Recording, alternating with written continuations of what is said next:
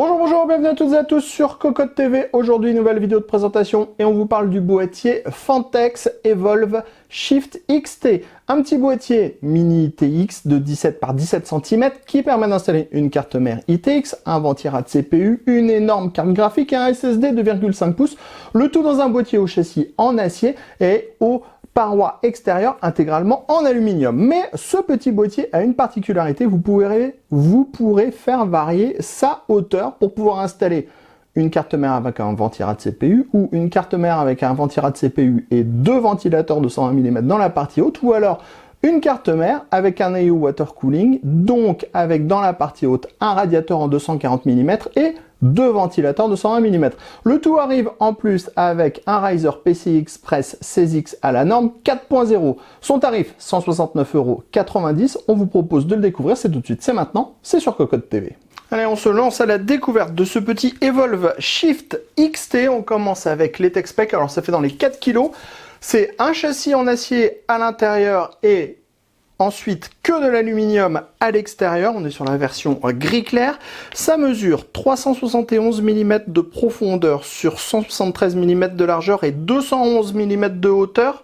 En version small, on passe à 244 mm de hauteur en version medium et on passe à 272 mm de hauteur en version large. Mais ça, vous le découvrirez un petit peu plus tard comment on fait pour changer de taille.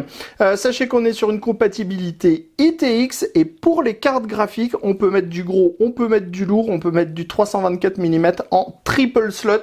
Donc autant dire qu'on est grave tranquille. Avant de continuer à découvrir le produit du jour, un petit peu de réclame et on vous présente notre partenaire GVG Mall qui vous permettra d'acheter des clés Windows 10 Pro pour environ 12 €.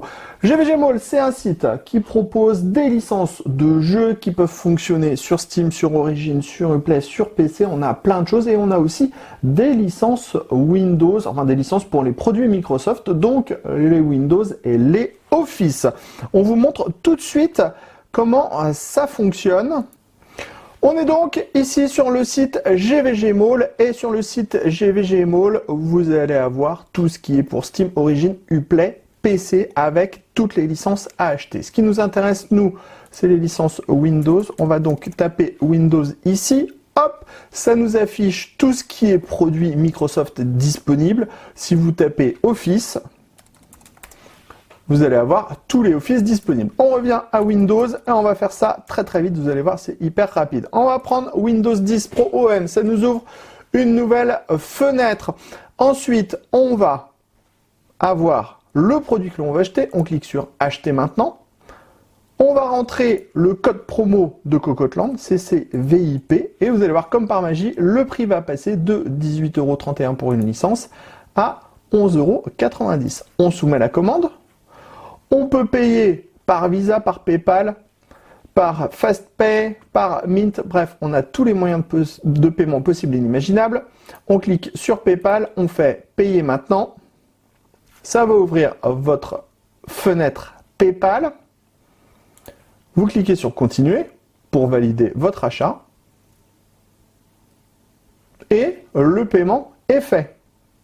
Ensuite, on va aller dans le centre utilisateur. On clique ici et vous venez de voir qu'on vient d'avoir, on a ici toutes les licences Windows qui sont archivées. Donc la commande est en cours.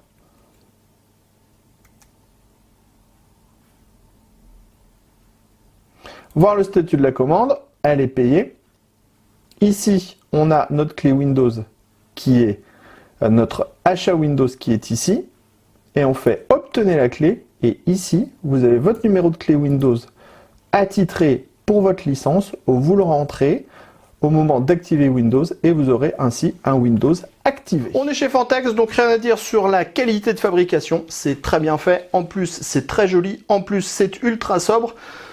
On adore, ça reprend vraiment les formes typiques de la marque. On est en terrain totalement connu. Sur la face avant, on va retrouver de l'aluminium avec ici une petite façade qui bouge légèrement. Dans la partie basse, on va retrouver un USB type C, un USB 3.0, le reset et le bouton de gestion pour le RGB. Alors je dis une bêtise un petit peu plus tard, je dis qu'il n'y a pas de gestion du RGB avec le bouton. En fait, c'est pas vrai. Si on appuie sur le petit bouton, vous pourrez gérer du DRGB via ce petit bouton et choisir le mode RGB que vous voulez. Je suis vraiment désolé.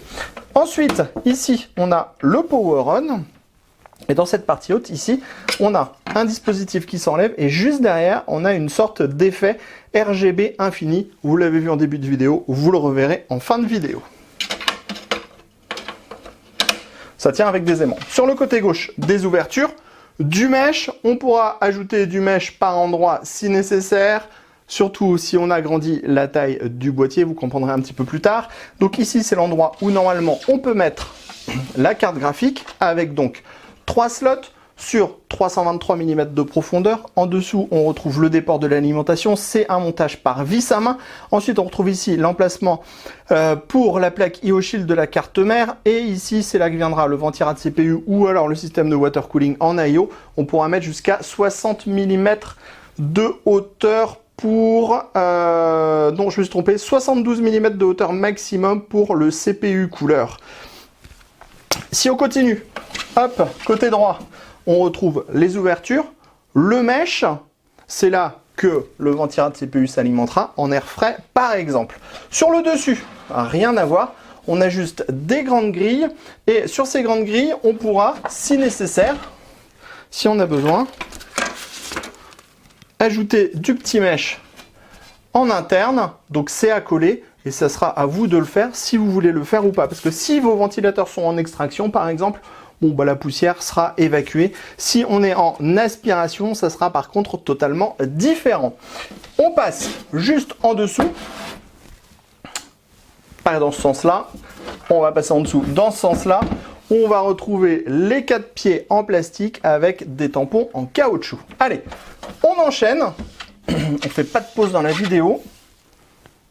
Et on passe à l'intérieur. Comme ça, vous allez voir comment on fait pour pénétrer à l'intérieur de ce petit shift. Hop, on retire la plaque avant qui est montée.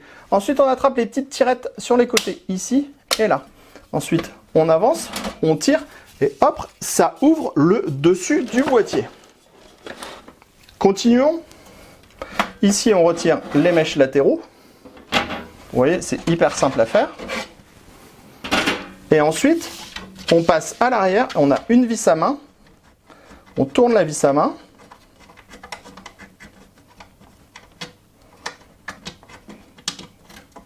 Voilà, c'est fait. On avance le boîtier. Et hop, en fait, on libère le châssis intégral de ce petit Evolve. Ensuite, pour vous parler de ce qu'on trouve à l'intérieur de ce petit Evolve, ça va aller très très vite. Sur le dessus, on retrouve 2 emplacements en 120 mm. Si on est en small, on ne peut pas mettre de ventilateur. Si on est en medium, on peut mettre 2 ventilateurs. Si on est en large, vous le verrez après, là, on approche du moment où on va le passer en moyen large, on pourra mettre un water cooling AIO en 240 mm avec le radiateur et les ventilateurs.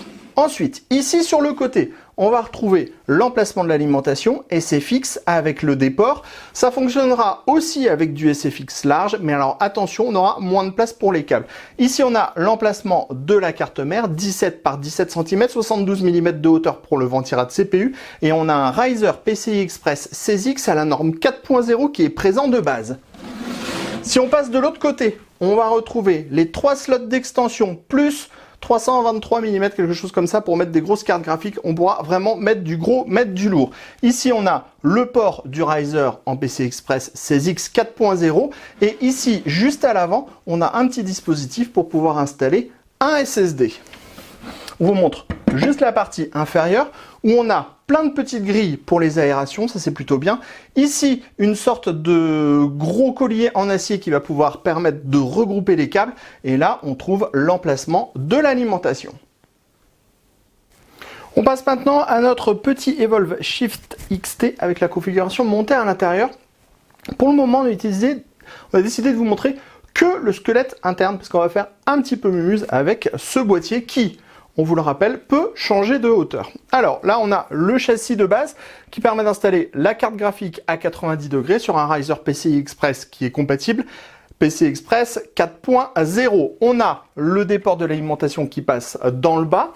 Et si on passe de l'autre côté, on va retrouver notre alimentation en SFX qui va s'alimenter via les grilles sur le côté.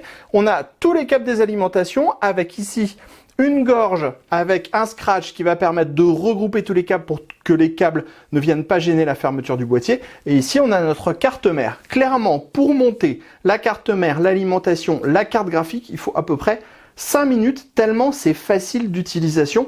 Parce que de toute façon, on est sur un type de boîtier où on va mettre une alimentation, une carte mère avec principalement un SSD M2, une carte graphique et un SSD additionnel en 2,5 pouces dans le petit panier. Et encore, ça c'est si on a envie, parce que clairement, le but là, c'est vraiment de faire une machine qui envoie du steak en ITX avec une grosse carte graphique et un gros SSD M2 pour profiter du PCI Express 4.0 par exemple sur le SSD, mais aussi sur la carte graphique. Ensuite, il va falloir assembler le reste. Alors, comment ça se passe? Je vous montre. On prend tout d'abord le bas du boîtier, puisque le bas du boîtier, il ne change jamais. Donc, on prend le bas du boîtier, on prend notre configuration, on le glisse à l'intérieur, on a des points d'ancrage à l'arrière, on emmène jusqu'au point d'ancrage, on appuie bien à l'avant, on fait comme ça, et là, on a déjà fixé la partie basse. Alors, à ce moment-là, il faut ajouter la vis à main à l'arrière pour sécuriser l'avant du boîtier pour pas que ça puisse avancer en fait. Donc vous mettez votre petite vis à main. Et là on va partir sur le format classique, donc le format bas. Pour le format bas, on prend les grilles en mèche qui vont sur le côté. Le petit côté plat va à l'arrière. Vous enfoncez comme ceci. Et puis on prend l'autre côté et on fait de même. Voilà, bon, jusque-là, vous voyez, c'est hyper, méga, super simple. Ensuite, on prend la partie supérieure. On vient la prendre. On pousse. Ici, on a des petits taquets. Hop. Enfin, pardon. Ici, on a des petits taquets. On pousse les taquets pour fixer la partie supérieure. Et ensuite, on vient remettre la petite partie en aluminium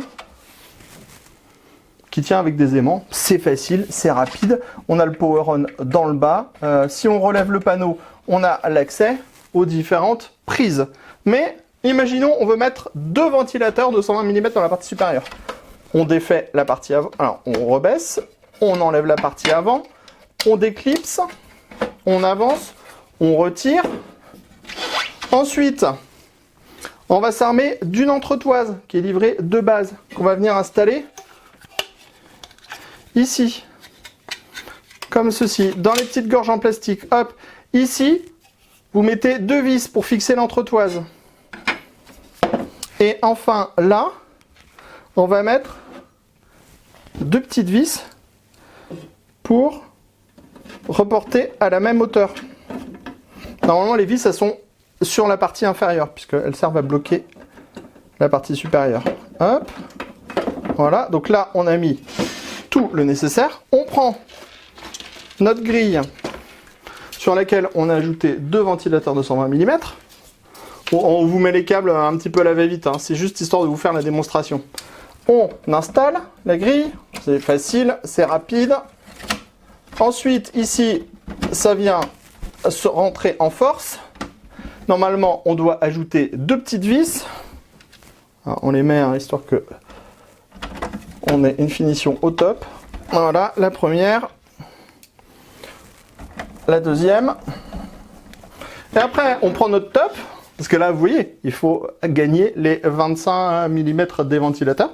On prend le top. Et on fait comme tout à l'heure. Hop, on avance, on recule, on ferme. On reprend la partie en aluminium. On la remet en place. Et voilà, c'est parti. On a un boutiquet plus haut dans lequel on peut mettre 2 ventilateurs de 120 mm. Après, si vous voulez mettre 2 ventilateurs de 120 mm et un radiateur de water cooling, bah c'est pas compliqué. Vous prenez l'entretoise la plus haute, qui va permettre de gagner encore 2 cm. À l'avant, on décale les 2 vis sur la partie la plus basse et on a gagné de nouveau quelques centimètres pour le boîtier. Et en plus, ça permettra d'avoir le système RGB qui est de plus en plus visible. Bon, clairement, c'est hyper méga facile, bien fait, au top. On termine sur notre Evolve Shift XT allumé en version middle size, comme on vous a expliqué juste auparavant. On a donc nos deux ventilateurs 920 mm sur le dessus qui produisent du RGB et qui sont linkés à la partie RGB qui est présente à l'avant. Alors, on n'a pas de gestion des ventilateurs. Pour le RGB, il faudra soit relier en fait à un petit boîtier de gestion RGB en 3 pins, ou alors il faudra passer par votre carte mère pour gérer le RGB. On est donc sur quelque chose de très basique. Par contre, une chose est sûre et certaine, une fois allumé avec un tout petit peu d'éclairage, ce boîtier est juste absolument extraordinaire au niveau de son design.